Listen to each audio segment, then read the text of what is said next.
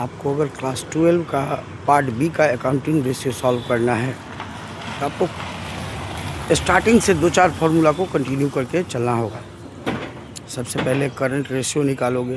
Current ratio का formula होता है current assets divided by current liabilities. Hi, मैं कौशल झा। मैं आपको करंट रेशियो का बेसिक में मुझे करंट एसेट्स, जो कि मैंने प्रीवियस वीडियो में डाला, करंट एसेट्स क्या होता है, करंट लायबिलिटीज़ क्या होता है। सो accounting ratio started with current ratio. Formula for the current ratio is current assets divided by current liabilities, where current assets आपको पता है, प्रीवियस वीडियो में देख लोगे आप। current liabilities आप देख लोगे, शॉर्ट वीडियो में मैंने डाल दिया है, आपको इजीली समझ में आ जाएगा। जैसे ही आप क्वेश्चन से करंट एसेट्स का वैल्यू को चूज करोगे, करंट लायबिलिटीज़ का वैल्यू को चूज करोगे, 1:1 में आता है। आप डिवाइड करके करंट रेशियो निकालोगे। करंट रेशियो क्या होता है? Current assets divided by current liabilities, where current assets equals to stock, debtor, bill receivable, prepaid, accrued, cash in hand, cash at bank, marketable securities and short term investment. Where as current liabilities are creditors, bills payable, outstanding, bank overdraft, short term provision, short term borrowing, unclaim dividend. इसी तरह next ratio निकालने जाओगे current ratio के बाद, तो क्या निकालना पड़ेगा? Liquid ratio. लिक्विड रेशियो को क्या बोलते हैं? Quick ratio. इसी को क्या बोलते हैं? Acid test ratio. Quick ratio, liquid ratio and the acid test ratio. What do you mean by acid test ratio? What is acid ratio? Acid test ratio also called quick ratio. उसी को हम लोग क्या बोलते हैं? Liquid ratio. Formula for the liquid ratio is current liquid assets divided by current liabilities. Formula for the liquid ratio is liquid assets divided by current liabilities, where liquid assets, when we skip stock, debtor, stock, prepaid and accrued from the current assets, when we skip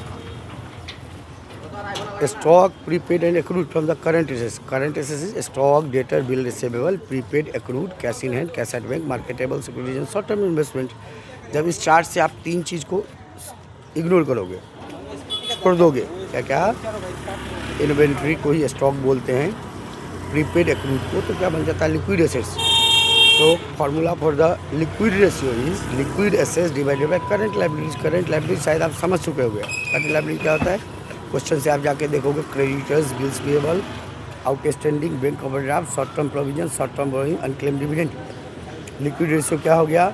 liquid assets divided by current liabilities. Liquid assets क्या होता है? जब current assets से stock, prepaid और accrued को बाहर करते हो तो हमें क्या बनता है? Liquid assets. So liquid assets divided by current liabilities. एक फार्मूला और आपको करंट लायबिलिटीज अगर डायरेक्ट नहीं मिले, आप करंट लायबिलिटीज जानने का कोशिश करो। करंट लायबिलिटीज का फार्मूला क्या होता है? Total debts minus long term debts. Total debts minus long term debts. और एक फार्मूला को जब रेशियो समझना होगा, अगर अकाउंटिंग रेशियो का कॉन्सेप्ट चाहिए तो आपको मस्ट है 2-3 फार्मूला को स्टार्टिंग से ही, बिगिनिंग से आपको लेके चलना पड़ेगा।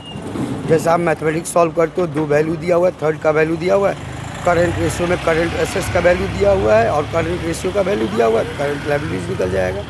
करंट रेशियो में करंट एसेट्स दिया हुआ है, करंट लायबिलिटीज दिया हुआ है, तो करंट लिक्विड रेशियो निकल जाएगा।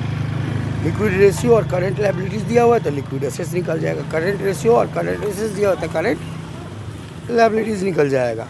सो एक फार्मूला करंट रेशियो का हुआ, दूसरा फार्मूला लिक्विड रेशियो हुआ, third formula for the current liabilities. Current liabilities formula for the current liabilities means total debts minus long term debts. Total debts means क्या? TD minus LTD. और एक formula आपको continue करना है, working capital. आपको working capital का formula होता है current assets minus current liability. Current assets दिया होगा, वर्किंग कैपिटल दिया है, करंट लायबिलिटीज निकल जाएगा। Formula for the working capital is current assets minus current liabilities, where if current assets and the current liabilities are given, then you directly determine the working capital. If working capital and the current liabilities are given, then you determine current assets और working capital दिया तो current liabilities निकाल दोगे। So working capital formula for the working capital is current assets minus current liabilities। धन्यवाद।